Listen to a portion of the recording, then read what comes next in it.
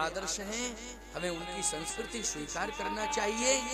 लीला क्षेत्र में आज राम जी जिन माँ का सम्मान करते हैं, माँ कैकेयी का, लेकिन आज वो कैकेयी माँ कोप भवन में केसों को बांधे नहीं है, खुले रखे हुए हैं कोप भवन में। लेकिन प्यारे दशरथ जी ने जैसे प्रवेश किया तो कैकेयी जी ने अभिवादन नहीं किया। दशरथ जी केवल पति ही नहीं है, राष्ट्रपति भी है। क्यों भाई, है ना राष्ट्रपति? केवल पति ही नहीं है, राष्ट्रपति भी है। एक तो पत्नी पति का सम्मान करती और पति राष्ट्रपति हो, तब तो कहना ही किया। लेकिन कैकेयी जी तो आंख बंद किए हैं, केस खुले हुए हैं, आंसू बह रहे हैं, को भवन में पड़ी हुई है। महाराज दशरथ पहुंच गए पास में, हिला रहे हैं, डुला रहे हैं। आंख खुली तो आंखों में लालिमा थी, लेकिन महाराज को प्रणाम नहीं किया। महाराज से दशरथ ने कहा, कैकेयी तू कभी नाराज नहीं होती थी, लेकिन आज तू नाराज क्यों है? तेरी नाराजी का कारण क्या है? महाराज श्री ने एक बात ऐसी कह दी प्यारे, जो संविधान के विरुद्ध है। मैं रामचरितमानस का प्रमाण दे रहा हूं, संविधान के विरुद्ध है। क्या? किसी भी राष्ट्रपति को, पति भले ही कुछ भी बोलता रहे, ये अलग बात है, लेकिन राष्ट्रपति को गैर जिम्मेदारान बयान नहीं देना चाहिए। चाहे वो पत्नी से बात कर रहा हो, चाहे पुत्र से बात कर रहा हो, चाहे देशवासियों से बात कर रहा हो, उसे गैर जिम्मेदारान बयान नहीं देना चाहिए। महाराज दशरथ का जो बयान है उसको जरा सुनो। कहू कही रंग कई करई नरेशु, कहू कही रंग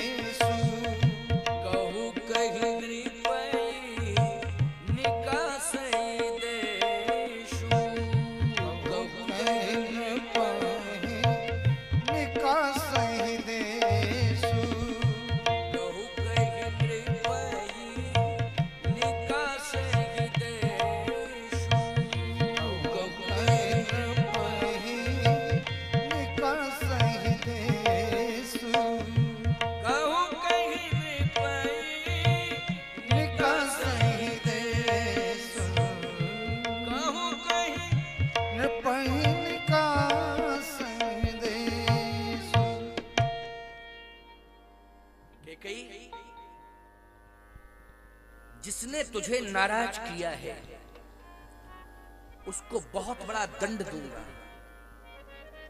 और तेरे कारण मैं राजा को भिखारी बना दूं, भिखारी को राजा बना दूं। क्यों भाई, ये गैर जिम्मेदारान बयान है कि नहीं? कि तेरे कारण राजा को भिखारी और भिखारी को राजा। अरे पहले पूछते तो कि तू नाराज क्यों है, कारण क्या है? तो कैकेयी ने कहा कि देखो, आपने 2 वरदान देने के लिए कहा था देवासुर संग्राम में, जब मैं सारथी बन के गई थी। हाँ कहा था। तो आज मौका आ गया है। दशरथ जी बोले, अरे 2 की बात, 2 के 4 मांग भर ले, 4 मांग ले। क्यों भाई, ये भी गैर जिम्मेदारान बयान हो गया कि नहीं? वो कह रही है 2, तो गए 4 लो। ये कौन सा तरीका है भाई? पहले बात तो सुनो कि 2 हैं कौन? कहे 2 के 4, 4 मांग। एक बात बताओ, आपकी पत्नी नाराज, एक उदाहरण दे रहा हूं, और आप कहो क्यों नाराज क्यों हो गए? इसलिए नाराज हैं कि पड़ोसी ने अपनी पत्नी को 10 तोले सोने का हार बनवा दिया है। तुमने क्या सोचा? तुम कहो अरे उसने 10 तोले सोने का हार बनवाया है, तुम 50 तोले सोने का हार बनवा। जो बुद्धिमान लोग होते हैं वो ये कहते हैं ठीक है, उन्होंने 10 तोले का बनवाया होगा, उनके पास व्यवस्था होगी, अनुकूलता होगी, हम भी अपनी परिस्थिति पर विचार करेंगे। क्यों कहना चाहिए कि नहीं, हम भी अपनी परिस्थिति पर विचार करेंगे। तो पत्नी अगर ये कहती है कि कब करोगे विचार, आज, तो कह दो नहीं आज नहीं, तो कल लाओ।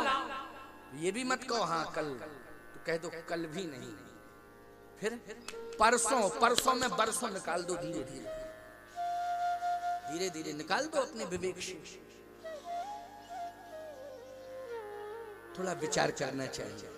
दशरथ जी महाराज ने कहा 2 के 4 मांग लो।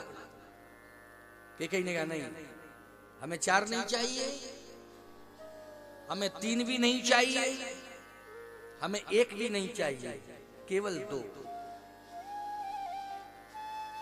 और आप कहते हो किसी भिखारी को राजा बना दूं और राजा को भिखारी बना दूं। राष्ट्रपति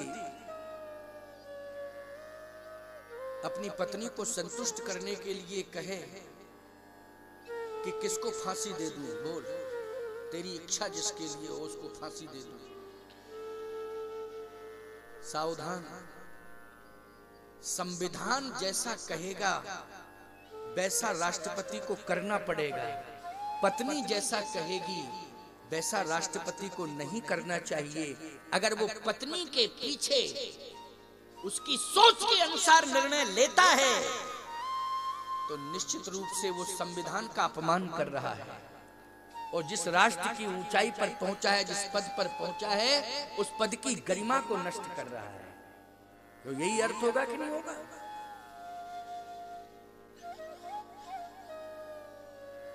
सावधान।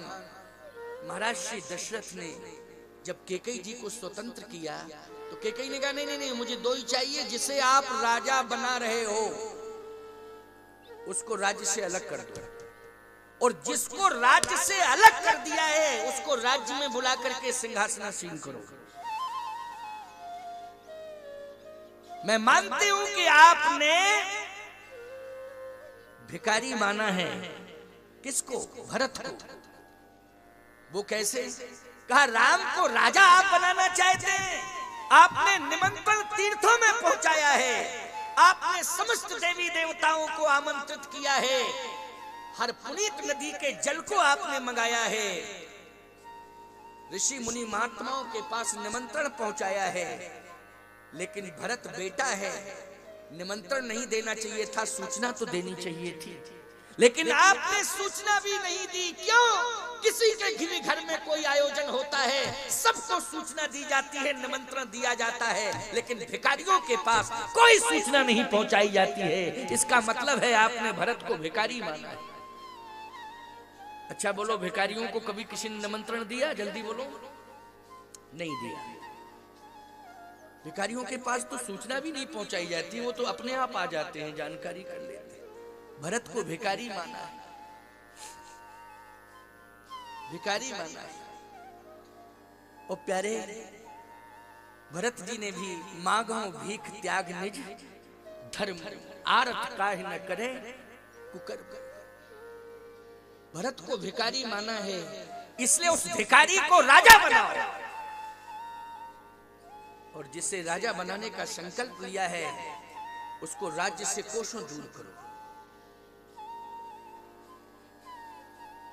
दशरथ जी ने कहा कैकेयी, पसीना निकल गया, मूर्छित होकर के गिर पड़े, थोड़ा होश आया तो कहा कैकेयी, भरत से मेरा प्रेम है, मैं भरत को राजा बनाऊंगा और राम भी समर्थन करेगा, लेकिन भरत राजा बन जाए, राम को अयोध्या की 4 दीवारी के अंदर रहने का अधिकार है, इसलिए राम 14 वर्ष तक अयोध्या के अंदर एक झोपड़ी में गुजारा करेगा, लेकिन राम को अयोध्या से बाहर मत करो, बाहर मत करो, अयोध्या के अंदर ही राम रहे। एक झोपड़ी में गुजारा करेगा राम, लेकिन अयोध्या से बाहर मत करो राम। कैकेयी ने कहा नहीं नहीं, अयोध्या के अंदर नहीं। यदि आपको स्वीकार नहीं है, राम यदि अयोध्या छोड़ के वन नहीं जाते हैं तो मेरी मृत्यु निश्चित होगी, मैं मर जाऊंगा। दशरथ जी ने कहा लेकिन राम यदि चले गए तो मैं मर जाऊंगा, दो में से किसी एक को मरना पड़ेगा। राम यदि अयोध्या में रहे तो मैं बचूंगा, कैकेयी कहती मैं मरूंगी, और दशरथ जी कहते राम अयोध्या से बाहर करें गए तो मैं बचूंगा नहीं, मैं निश्चित रूप से मरूंगा। कैकेयी ने कहा इस पर आप विचार करो, मुझे विचार नहीं करना है।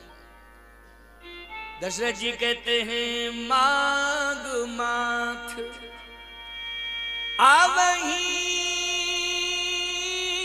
देओ तो ही,